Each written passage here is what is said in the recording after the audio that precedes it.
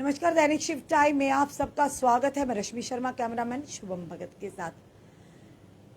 बात करें ग्रामीण क्षेत्र की या शहरों की बात करें, लगातार आम जनता की समस्याएं सामने आ रही हैं।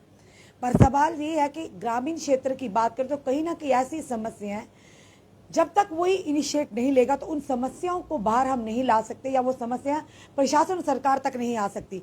शहरों की बात करें तो आए दिन नेतागण हो या आम जनता हो, सोशल एक्टिविस्ट के माध्यम से वो समस्याएं प्रशासन और सरकार तक आती हैं। आखिर ग्रामीण क्षेत्र में किस तरह की समस्याएं आज भी आ रही हैं, जहां पर 21वीं सदी है और ये कहा जाता है कि घर घर कनेक्टिविटी होगी, बिजली होगी, गांव के लोगों में परेशानी की जो आलम है वो कम होगा। कहीं ना कहीं लगातार परेशानियों से आज भी जूझ रहे हैं हमारे ग्रामीण क्षेत्र के लोग। इसी विषय में बात करने हमारे साथ जुड़ चुके हैं पुष्प देव कुमार ऊपर, जो कि डिस्ट्रिक्ट प्रेसिडेंट है रूरल ए के, अपनी पार्टी जम्मू कश्मीर यूटी के। चलिए जानने का प्रयास करेंगे, अखनूर से हैं, कि आखिर किन किन समस्याओं का सामना अभी भी आम जनता करी जो ग्रामीण क्षेत्र में रहते हैं लोग।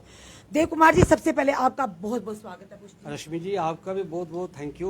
You have given a valuable time to me for presenting the views of my rural people.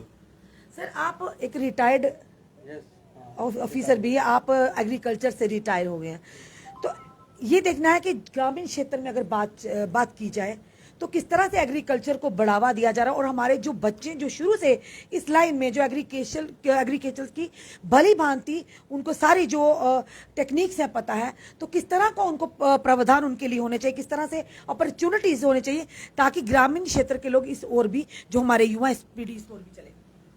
रश्मि जी, आपने बिल्कुल दुरुस्त फरमाया, और ये आज का विषय भी है और नीड ऑफ एन आवर भी है जी। पिछले 70 वर्ष में जितनी भी हमारी एग्रीकल्चर रिलेटेड पॉलिसीज बनी, उसमें बिल्कुल भी रूरल एरियाज़ के ऊपर इतनी स्ट्रेस नहीं दी गई जो रूरल एरिया को ग्रास रूट लेवल से उठाया जाता। उसमें जैसे मैं एक चीज़ बताना चाहता हूँ आपको कि हमारे बच्चे, एक गांव का बच्चा होता है, वो बचपन से ही खेती में व्यस्त होता है। एनिमल्स रखे होते हैं उसने, जिम्मेदार ने छोटी फ्लावर कुछ किया होता है, किचन गार्डनिंग होती है, छोटा और कोई अपनी व्यवस्था सेरिकल्चर एपीकल्चर वगैरह रखी होती है, उसको पूरा इल्म होता है। लेकिन बदकिस्मती की बात ऐसी है कि हमारी जो पिछली गवर्नमेंट्स रही हैं, उन्हें इसके बारे में सोचा नहीं कि इन बच्चों को रोज़गार कैसे मुहैया कराया जाए। ग्रामीण के बच्चे को अगर ग्रामीण के लेवल का या उस विषय में उसको जॉब नहीं, मौका नहीं दिया जाएगा, तो वो कैसे हमारा ग्रामीण जो 76% हमारा एरिया है वो गांव में है, डिपेंडेंट हम एग्रीकल्चर के ऊपर हैं, तो उस पर गवर्नमेंट ने बिल्कुल उस पर तवज्जो नहीं दी। उसमें मैं कहना चाहता हूं कि मैंने खुद ये देखा, अपने सर्विस काल में भी देखा मैंने, कि गवर्नमेंट ने कभी नहीं चाहा कि इन लड़कों के लिए, इन गाँव के बच्चों के लिए एग्रीकल्चर में सीटें रिजर्व की जाएँ, वेटनरी में की जाएँ, सेरिकल्चर में की जाएँ, फॉरेस्ट्री में की जाएँ, एग्रो फॉरेस्ट्री में की जाएँ, और जितने अलाइड साइंसेज हैं उनमें इनकी कोई फिक्स परसेंटेज रखी जाए, ताकि हमारा जो इनटेक वहाँ से निकले वो गांव का निकले, जिसको बेसिक नॉलेज पता। हम शहर के खिलाफ नहीं हैं, शहर वाले हमारे भाई हैं, लेकिन जितना इल्म मेरे गांव के बच्चे को होगा एग्रीकल्चर के बारे में, बचपन में सीखता है। जैसे आप खुद गृहिणी हैं, बचपन में आप जो बच्चे को सिखाएंगी वो ऐसे ऐसे वो डेवलप होता है। हमारे माता पिता उसी में सिखाते हैं ये खेती कैसे है, हल कैसे चलानी है, कितना सीड लगता है, ये चीज़ें वो बचपन से ही सीख जाता है। मेरा कहने का मतलब कि 50% नॉलेज वो ऐसे ही गेन कर जाता है। लेकिन बदकिस्मती की बात है कि जब बारी आती है रूरल में जॉब्स देने के लिए, उसमें सभी को टप करते हैं। तो जो रूरल का बच्चा, उसको वैसे भी एवेन्यूज काम है पढ़ने के बेचारे में, तो उसने एक नॉलेज, कनेक्टिविटी भी है, बिजली का, रोड्स का है, पिछड़ा है, आईबीज एरियाज हैं, so many problems are there for rural people. तो मैंने अभी 2-3 दिनों से पहले भी मैं वहाँ पर अपने गाँव में, बहुत सारे गांव में घूम रहा, अपना टूर पर था। I was official tour of the party. तो लोगों से भी बात हुई, कहते ये तो आपने अच्छा किया है, उजागर किया है, ये अच्छा हमारी पहली दफ़ा हमारे नोटिस में लाया। मैं भाई पहले हमारे एमएलए थे। बेसिक बात यह है कि वो एमएलए भी पहले ऐसे थे कि वो चाहे वो इसी गांव से भी निकलते थे, लेकिन वो एग्रीकल्चर फील्ड में उन्होंने कभी ऐसा नहीं सोचा है कि हमारे बच्चों को एग्रीकल्चर में ही डाला जाए, उनको एंटरप्रेन्योरशिप में डाला जाए। अगर बीएससी एग्रीकल्चर कर आता है, बीएससी एग्रीकल्चर कर आता है, हम जॉब्स के पीछे जा रहे हैं, ठीक है, हम मानते हैं गवर्नमेंट की भी प्रॉब्लम है कि पूरे बच्चों को जॉब नहीं दे सकते हम, ये बड़ी नेशनल लेवल की बात है। लेकिन हमारी यूटी में ऐसा हो सकता था। हमारे में कश्मीर में देखो हार्टिकल्चर का इतना स्कोप है, उसमें प्रोसेसिंग का, फूड प्रोसेसिंग का बहुत सारी इंडस्ट्री हो सकती है। जम्मू में मैंगो का है, मैंगो भोल किया जाता है, इसमें मैंगो के ऊपर इंडस्ट्री लग सकती थी, मैंगो के ऊपर टेक्नोलॉजी बनाई जा सकती थी, नहीं इसके ऊपर किसी ने दो नहीं दिया। यानी कहने का मतलब साफ तौर पर जितनी भी सरकारें आई एडमिशन से रही, पर उन्होंने इस तरह रुझान नहीं दिया कि गांव के बच्चों के लिए एग्रीकल्चर में कुछ इस तरह के प्रावधान खोले जाए ताकि आने वाले समय में उनका फ्यूचर भी सिक्योर हो और कहीं ना कहीं रोजगार के रास्ते भी बने। यही मेरा दूसरा, हमारे जो रूरल एरिया जो प्रॉब्लम जो आ रही हैं, एक सेंटर स्पॉन्सर्ड स्कीम्स होती हैं, एग्रीकल्चर में होती हैं, अपने रूरल डेवलपमेंट में होती हैं, सोशल वेलफेयर में होती हैं, तहसील लेवल पे होती हैं, बहुत सारी होती हैं। उनको इतना इल्म नहीं हो पाता क्योंकि उसकी जो टेक्नोलॉजी जो उसकी इल्म है ना, वो गांव में नहीं पहुंचाया जाता ना, उसकी एक्सटेंशन नहीं की जाती। हमारे पास एक्सटेंशन वर्कर्स बहुत कम है एग्रीकल्चर डिपार्टमेंट में, जो जाएं गांव-गांव में बताएं कि भाई ये ऐसी स्कीम है, किसान को फायदा हो सकता है, हमारे बच्चे को फायदा हो सकता है। इस पर गवर्नमेंट ने तवज्जो नहीं दी। मैं चाहता हूं कि आदरणीय गवर्नर साहब से भी कि आप इस साइड पर तवज्जो लाओ। हमारी पार्टी का मानना है, मैं आपको खुद बताऊं कि हमारी मंथली रिव्यू मीटिंग्स होती हैं, उसमें सम टाइम बुखारी साहब टेक्स द मीटिंग, तो अक्सर तो हमारे सरदार मंजीत सिंह जी लेते हैं। वो खुद एक एग्रीकल्चर फैमिली से व्यवस्था है, अच्छे लॉ नोइंग है, तो वो हमें हमारी डिस्ट्रिक्ट बॉडियों को सभी को हमने वर्कशॉप की होती है कि कैसे हमने लोगों को मदद करनी है, रूरल एरियाज को कैसे मदद करनी है, उनको स्कीमों में कैसे पहुंचाना है। वो डिपार्टमेंट में इतना रेड टेपिज्म बना रखा है, इतना लंबा प्रोसेस बना चुका है कि वो कैसे फार्मर कंप्लीट करेगा। गांव से आएगा काम, वो डोरी डगेर, चौकी चौरा, खड़ा, बल्ली वगैरह इतने प्रगवाल से आकर, तो फिर आकर वो शहर में आएगा, 2 दिन लग जाएंगे उसको फार्म भरते, तीसरे दिन वो पटवारी नहीं मिलेगा, चौथे दिन उसको नायब नहीं मिलेगा, 5वें दिन एसडीओ नहीं मिलेगा। ऐसी बहुत प्रॉब्लमें आती हैं। वो मैंने देखा कि खुद मैं जॉब में रहा हूँ कि सिस्टम जो है वो सिंप्लीफाइड होना चाहिए और पीपल फ्रेंडली होना चाहिए, छोटा होना चाहिए, पीपल फ्रेंडली होना चाहिए। और why not the government take the responsibility to have extension workers जो खुद गाँव में जाएं और फार्म भरें उनके लोगों को, भाई ये स्कीम है, गवर्नमेंट ने पॉलिसी बनाई, वो नल एंड वाइड है, फंड्स लैब्स हो जाते हैं, सेंटर स्पॉन्सर के सेंटर हो जाते हैं, नोबडी बॉदर्स। फाइनेंशियल प्रोग्रेस दे दी, कागजों में दे दी फाइनेंशियल प्रोग्रेस, वो फिजिकल प्रोग्रेस भी बना दी, झूठी बनाकर दे दी, पॉपुलर फंड्स ले लिए, उसको पार्किंग ऑफ फंड्स करा दिया। ये बड़ी एक विलंबना बनी हुई है हमारे डिपार्टमेंटों के साथ। तो उस विषय में मैंने आज मैंने जो आपने अच्छा मुझे ये पूछा, और मुझे इसका मैं खुशी महसूस करता हूँ कि मेरे गाँव के लोग भी इसको सुन रहे होंगे और मेरे ऑफिसर साहब भी सुन रहे होंगे, पॉलिसी मेकर्स भी सुन रहे होंगे हाई लेवल पर, वो इस पर तवज्जो दें। आप उपल जी, आप इसी डिपार्टमेंट से, हम चाहेंगे आप किस तरह से एग्रीकल्चर फील्ड एज सच, लेकिन वो कहते हैं ना कि साइंसदान के साथ रहने से आधा साइंसदान बन जाता है। बिल्कुल, पर ये चीजें मैं तो अकाउंट्स विंग के था, लेकिन किस तरह से कैसे है डिपार्टमेंट तो वही ना, काफी नॉलेज हो गई मुझे। कहते हैं सेब को देखकर सेब भी, हाँ बस बस बस भाई। तो किस तरह से आप आने वाले समय में अपनी पार्टी एज ए डिस्ट्रिक्ट जो रूरल आपके प्रेसिडेंट होने के नाते किस तरह से आप कदम उठाएंगे ताकि ग्रामीण क्षेत्र के जो युवा युवती हैं वो कहीं ना कहीं अपने पैरों पर खड़ा हो सकते हैं, अपने साथ साथ दूसरों को भी रोजगार के अवसर प्रदान कर सके।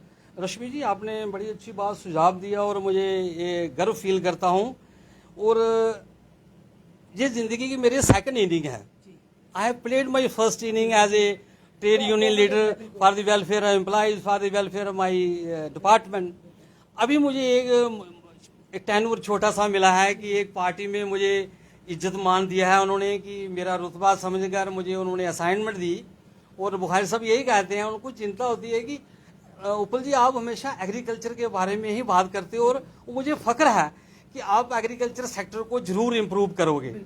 तो मैं जब भी गांव में जाता हूं, जब भी मेरा टूर होता है, मैं जाता हूं, गांव से मिलता हूं, लोगों को मैं एजुकेट करता हूं एज ए सोशल वर्कर। मानिए पार्टी वर्कर, पॉलिटिकल वर्कर तो सभी होते हैं, लेकिन मेरा एक दिल का जो लगाव है, मेरा जुड़ा हुआ है कि मैं कहता हूँ इस इनिंग को मैं इतने अच्छे से खेलूं ताकि मेरे गांव के लोगों को एक अवसर मिले, उनको रोजगार मिले, उनको हम बताएं कौन सी पॉलिसीज हैं गवर्नमेंट की और कौन सी नहीं बनाई जा सकती है। जी एक सवाल ये भी हमारा आपसे रहेगा क्योंकि ग्रामीण क्षेत्र में आपको ज़्यादा दिलचस्पी भी, आप भी है भी ग्रामीण क्षेत्र के। काफ़ी सारी ऐसी सरकार की तरफ से स्कीम्स आती हैं जो ग्रामीण क्षेत्र के लोगों के लिए, जो किसानों के लिए, महिलाओं के लिए, पर कहीं ना कहीं अवेयरनेस की कमी रहने से या उन तक स्कीम ना पहुंचने पर उन लोगों को लाभ नहीं मिल पाता। किस तरह से आप अपनी पार्टी के एज ए नेता होने के नाते, कार्यकर्ता होने के नाते उन स्कीमों को आम जनता तक, ग्रामीण क्षेत्र के लोगों तक पहुंचाएंगे? पहले तो रश्मि जी हमें अपने लेवल पर एक्सरसाइज करनी पड़ेगी। हम अपने पार्टी लेवल पर, जहाँ पर मैं पर्सनली मैं अपना जो मेरा व्यू है, मैं जब भी जाता हूँ, जब भी कहीं बोलने का मौका मिलता है, मंच मिलता है, तो मैं जरूर उनको उजागर करता हूँ कि भाई आइए, आप जाइए, वीडियो ब्लॉग जाइए, एग्रीकल्चर दफ्तर जाइए, सेरिकल्चर जाइए, फ्लोरिकल्चर जाइए, हार्टिकल्चर जाइए, वहाँ पर बहुत सारी स्कीमें हैं। डबलिंग इनकम हो सकती है, आपको रोजगार मिल सकता है। आप नेताओं के पीछे ऐसे ही घूमते रहते हो, वो अपनी नेतागिरी में वो सरपंच आपको 15 दिन घुमाता रहेगा, डीडीसी 12 दिन घुमाता रहेगा, वो वोट बैंक की नीति में आपको वो खत्म करते हैं, और उनका अक्सर ऐसा ही रहा, और वो पिक एंड चूज करते हैं।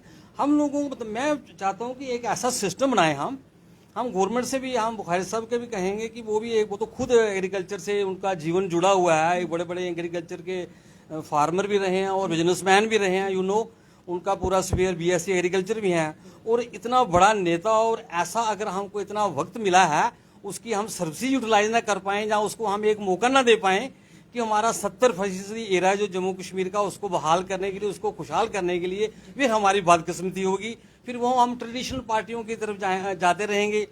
जैसे अभी छोटियां पार्टियां आई हैं, आंधी की तरह आएंगी, तूफान की तरह चले जाएंगी। कहीं उन्हें कुछ कास्ट कलर क्रीड का मुद्दा रखा है, कि उन्हें देवी देवताओं का, हिंदू धर्म का दूसरा रखा है। वो मोमेंट्री चीजें होती हैं। मैं चाहता हूं कि जम्मू कश्मीर में एक ऐसा गुलदस्ता बने जो जम्मू कश्मीर में भी काम चले। जम्मू में जैसे हम पहले भी भाईचारे से रहते थे, इधर जाते थे, मैं खुद दरबार में रहा हूँ, 6 महीने उधर रहता था, 6 महीने। बिल्कुल, आपका कहने का आज की जो राजनीति चल रही, वो चल रही है धर्म की राजनीति, मंदिर मस्जिदों तक रहेगी, लाउड स्पीकर तक रहेगी, बस कलर तक, घोड़े सफेद कलर, काले कलर। ये सिर्फ रश्मि जी डाइवर्शन है, कि लोगों को डाइवर्ट करना है, महंगाई से डाइवर्ट करना है, जो ऐसे इश्यूज हैं जो गवर्नमेंट फेल हो चुकी है, उसको डाइवर्ट करने के लिए these are, you can say the tools of political tools. लेकिन हमारी सच्चाई की नीति है, हमारा प्रोविंशियल प्रेसिडेंट भी सच्चाई की नीति कर रहा है, सरदार मंजीत सिंह बकाया साहब हमारे जेम हैं, ब्यूरोक्रेट भी हैं, वो गवर्नमेंट की नब्ज को समेटते हैं। जम्मू में हमें कोई ऐसी प्रॉब्लम नहीं आ रही। कश्मीर में बुखारी साहब बैठे हैं, गुलाम हसन मीर साहब बैठे हैं, यहाँ बजाज खान बैठे हैं, जुल्फकार अली, इतने एक्सपीरियंस्ड, 15 से 20 हमारे पास एमएलए हैं, 12 से 18 हमारे पास कैबिनेट मंत्री हैं, जिनको पॉलिटिकली इतना एक्सपीरियंस है कि मुझे नहीं लगता कि हम उनके ऊपर जाकर कुछ बोलें, पॉलिसी के ऊपर बोले। वो हमारे से ज्यादा उसको, हम उनकी टेक्निकल गाइडेंस लेते हैं, उनके वर्कशॉप करते हैं, उनको सिखाते हैं हमें, क्योंकि नो डाउट हम पॉलिटिकल ने हैं, लेकिन पॉलिटिक्स के साथ जुड़े रहते हैं। मुलाजिम जो हमेशा पॉलिटिकल लोगों से जुड़ा रहता है, उसको पता है कौन से। हम वो एमएलए यहाँ पर नहीं बनाना चाहते रश्मि जी, जो कि असेंबली में बोले कि सीएम साहब मुझे 2 बिजली के खंभे चाहिए, तो सीएम वहां से बोले कि हाँ जी आपके लिए 10 खंभे भेज दिए हैं, वो उसी पर सीमित रहे। मेरा कहने का मतलब है कि एमएलए वही बने जिसको बजट का पता हो, किस सेक्टर में, सोशल वेलफेयर में कितना आया फंड्स, रूरल डेवलपमेंट में कितना आया, एग्रीकल्चर में कितना, सेरिकल्चर में कितना, यूनिवर्सिटी क्या कर रही है हमारी। मैं खुद यूनिवर्सिटी में रहा हूँ, मैं प्रेसिडेंट रहा हूँ, और विश्वविद्यालय की गठित कराने में मैंने एजुटेशन लड़ी है। हम 5-6 आदमी थे जिन्होंने एजुटेशन लड़ी, जिसमें हमारे सुरेंद्र चौधरी थे, ही वाज प्रेसिडेंट, मैं जनरल सेक्रेटरी था, रोशन सिंह जी टीचिंग के प्रेसिडेंट थे, अरुण गुप्ता जी हमारे टीचिंग के जनरल सेक्रेटरी थे, और मैं खुद बतौर जनरल सेक्रेटरी नॉन टीचिंग था, पवन सिंह प्रहार। 5 आदमी की ज्वाइंट एक्शन बनी, तो जम्मू सूबा के लिए लड़े हम। इसलिए लड़े, हमारा एक जज्बा था कि जम्मू सूबा को हम इसी फील्ड में आगे ले जाएं तो हमारा हर हाल हो सकता है। वहाँ हमारी और भी है, बिजली की प्रॉब्लम है मेरे फार्मर्स के लिए, रोड कनेक्टिविटी की है, एम्प्लॉयमेंट की, तो अनएम्प्लॉयमेंट इतनी है। मैं चाहता हूँ इधर ही कहीं, बिल्कुल कहीं ना, जिस तरह से आपने पहले कहा, कई लोगों के हमें सुझाव भी आते कि क्यों ना एग्रीकल्चर के माध्यम से युवाओं को, जो ट्रेंड युवा जो शुरू से लेकर इसी खेती बाड़ी में है, कहीं ना कहीं उनके लिए एक कोटा हो, ताकि जो पोस्टें निकली वो बच्चे वहाँ पर रोजगार मिले, पढ़े लिखे युवा वो वहाँ पर उनका रोजाना, क्योंकि ऑलरेडी जो एक ट्रेंड होता है और एक नए बंदे में बड़ा फर्क होता है। तो कहीं ना कहीं एग्रीकल्चर में भी इन लोगों की हिस्सेदारी होनी चाहिए, ताकि बच्चों को जो एक कॉन्फिडेंस लेवल है, जो एक काम करने का तरीका, वो जाकर वहाँ को इसकी नई शेप दे सके। बिल्कुल ठीक फरमाया रश्मि जी। मैं वही कह रहा हूँ कि minimum 50% seats should be reserved for the rural people in all allied sciences of agriculture. This should be a national policy. हम स्टेट की करते हैं, हमारी स्टेट में कर दी जाए, क्योंकि हमारी स्टेट का जो हमारे पास एक बहुत पोटेंशियल है रश्मि जी. हमारे पास हार्टिकल्चर का भी बड़ा स्कोप है, हमारे पास एग्रीकल्चर का भी बड़ा है, सेरिकल्चर का भी है, हमारे पास फिशरी का बड़ा स्कोप है, फॉरेस्ट्री का बड़ा स्कोप है. क्यों ना हम इसी में ही हमारी पॉलिसी, ये नेता लोग फिर इन्होंने आपको बताया कि ये डाइवर्ट करते हैं. अगर इस मसला पर आए हम, तो मेरी पार्टी का ये रहेगा. दूसरा मैं बताता हूँ कि हमारे रिसोर्सेज हमारे काम. मैंने पिछले दिन अखनूर में हमारी स्टेट लेवल पर हमने एजिटेशन की, माइनिंग की. मैंने कहा कि रूरल एरिया से हमारी माइनिंग निकलती है, वाई नॉट कि हमारा जो रेवेन्यू माइनिंग से आ रहा है वो रूरल उसी पंचायत को दिया जाए जो एडजॉइनिंग पंचायत है, वो सेल्फ सस्टेनेबल बन जाए. लेकिन किसी ने नहीं माना, क्योंकि ये इन्होंने पंजाब का वो माफिया लाकर वो लूट खसूट मचानी है. इस गवर्नमेंट ने अपने स्वार्थ के लिए करना है, तो कहाँ हमारी गरीबों की, हमारे जो मेरे गांव के लोगों की. हम चाहते हैं कि गांव रिलेटेड फ्रेंडली पॉलिसीज बनाए जाएं, हमारे रूल इनको जॉब्स मिलें, हमारे लोग. मैं बताऊं, अच्छा तीसरी बात, मेरा मेहरा मंदरा एरिया है, मैंने उसका टूर किया एक दिन. बड़ी बदकिस्मती की बात है, लोग ही बड़े इतरा से परेशान हैं. वहाँ पर मॉन्कीज का इतना मेनेस है, जितनी एग्रीकल्चर लैंड है वो अपनी लगा नहीं सकते, फ्रूट नहीं लगा सकते, सब्जी नहीं लगा सकते, गेहूँ गुंदम.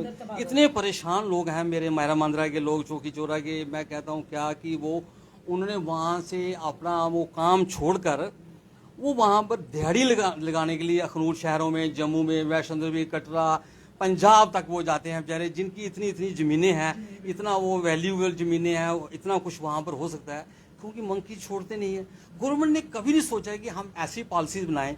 वहाँ के एमएलए भी क्या हैं, डीडीसी भी क्या हैं, जिन्होंने अभी तक वाइल्ड लाइफ को जाकर पकड़ो पाई. कोई ऐसी स्कीम बनाओ, ठीक है, उनकी अगर कोई एक्ट्स बने हुए हैं उसकी अमेंडमेंट कराओ, लोगों का भी रोजगार बढ़ेगा, वहाँ से हर चीज़ होगा. मेरा किसान फूले फलेगा, देश फूले फलेगा, हर जगह यूटी फूले फलेगी. गवर्नमेंट को टेंशन कम होगी, हम खुद जनरेट करेंगे.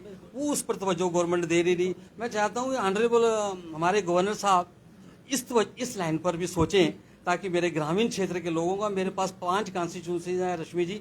मैं जब भी जाता हूँ तो आई फील डिप्रेस्ड कि मैं देखता हूँ कि इतना कुछ होते हुए लोग कुछ नहीं कर पा रहे बेचारे. जमीन भी है, लेकिन अभी दूसरी प्रॉब्लम है कि मैं एक और चीज़ चाहता हूँ कि मेरी एक पर्सनल राय है, मैं हाईकमांड से भी बात करेंगे, हम पार्टी लेवल पर भी करेंगे, कि ज़मीन जो हमारी कम होती जा रही है, कुंबे बढ़ गए हैं. पहले एक भाई होता था, उसके पास ज़मीनें थी, आज उसके 5 बच्चे हैं, वो डिवाइड होती जा रही है. ज़मीन की सिंकिंग हो जाती है, एरोजन हो रही है, जहाँ और इंडस्ट्रियलाइजेशन, जहाँ कोई फैक्ट्री, एग्रीकल्चर लैंड कम होती जा रही है. मैं चाहता हूँ कि गवर्नमेंट इस पर सोचे, कोई ऐसी पॉलिसी रूरल एरिया के बनाए, कम से कम वो एक आदमी को, जैसे घर में ऐसा है, उसको दूसरे को कोई चीज़ कंपनसेट कर कोई ऐसी फ्रेंडली स्कीम बनाई जाए, ताकि हमारा ये एग्रीकल्चर सेक्टर चलता रहे, हमारा गांव का विकास होता रहे. और जो तीसरी एक बात और मैं आपको इम्पॉर्टेंट बनाना चाहता हूँ, आप इस पर बारे में, मैं you are a female, don't mind it, लेकिन हम खुद एम्पावर कर रहे हैं वुमेन्स को वहाँ पर कि आपको डीडीसी बनाना है, आप डीडीसी बने, आप सरपंचेस बने, आप पंचिस. बदकिस्मती की बात है, मैं जाता हूँ तो जो फीमेल को जिनको मौका मिला है, इतना बड़ा सुनहरी मौका, पंच बनने का, सरपंच बनने का मौका मिला है, तो वो डिलीवर नहीं कर पाई. मैं लोगों से पूछता हूँ कैसे नहीं डिलीवर, कहता हूँ उनका हस्बैंड वो काम करता है. सर बिल्कुल ये बात आपने बिल्कुल सही पकड़ी. आज हम एक वीडियो भी अपलोड करेंगे. बात है चाटा की, जो सुजवा अपर का है, वहां पर हमने एक डीडीसी मैडम को, वहां की सरपंच मैडम को कॉल किया कि यहाँ का इशू है, सड़क का इशू है, तो वो कहती है मेरे हस्बैंड से बात करो. ये आपने बिल्कुल ठीक कहा कि अगर महिलाओं को, वुमेन एम्पावरमेंट की बात तो करते हैं, पर आप खुद ही वुमेन एम्पावर नहीं होना चाहती हैं. अगर उनको मौका मिला सर्व करने का, जनता को डिलीवर करने का, चाहे एज ए डीडीसी हो, चाहे बीडीसी हो, चाहे वो सरपंच हो, चाहे पंच हो, पर उनके बिहाफ पर आज भी उनके हस्बैंड या उनके चाचा, मामा, ताए आगे आके डिलीवर करते हैं. ये बिल्कुल ठेकेदार है. इस बात भी संज्ञान लेना बहुत जरूरी है, क्योंकि ये चीजें कहीं ना कहीं समाज में अच्छा मैसेज नहीं देती हैं. धन्यवाद सर. ये थे हमारे साथ पुष्पदेव कुमार उपल, जो कि रूरल के प्रेसिडेंट हैं अपनी पार्टी के, जिन्होंने आज जो एग्रीकल्चर से जुड़े हो जमीनी स्तर पर, उन्होंने बताया कि किस तरह से रोजगार के स्रोत नए खोले जा सकते हैं अगर फ्रेंडली, पीपल फ्रेंडली सिस्टम हो, स्कीम्स हो, और इनकम जनरेट करने के साथ दूसरों को भी किस तरह से उनको व्यवसाय दिया जाए, उनको जॉब दी जाए, जॉब अपॉर्चुनिटी यानी उनका रोजगार शुरू हो। तो कहीं ना कहीं सरकार को इन पर ध्यान देने की बहुत ही जरूरी है। और उन्होंने कहा हमारी अपनी पार्टी की तरफ से पूरी तरह से हम प्रयास करेंगे कि इस तरह से ग्रामीण क्षेत्र के युवाओं को, वहां के किसानों को एम्पावर किया जाए। पर सवाल बड़ा ये कि जो स्कीम्स सरकार की तरफ से वहां के किसानों के लिए, वहां की महिलाओं के लिए, ग्रामीण क्षेत्र के लोगों के लिए आते हैं, उन्हें वहां तक किस तरह से पहुंचाया जाए। अगर पहुंचाया भी जाता तो इम्प्लीमेंट किस तरह से हो। तो ये कहा है पुष्पदेव जी ने कि पूरा प्रयास करेंगे कि एग्रीकल्चर के माध्यम से हम ग्रामीण क्षेत्र के लोगों को, उनके युवा युवतियों को एम्पावर करें और उनका जो अधिकार है उनको दिलाने में पूरी तरह से कोशिश करें। आपने कमेंट जरूर कमेंट बॉक्स में दीजिए। इस वीडियो को जितना हो सके शेयर कीजिए। जुड़िए ऐसे हमारे साथ अगले अपडेट के लिए। जय हिंद, जय भारत।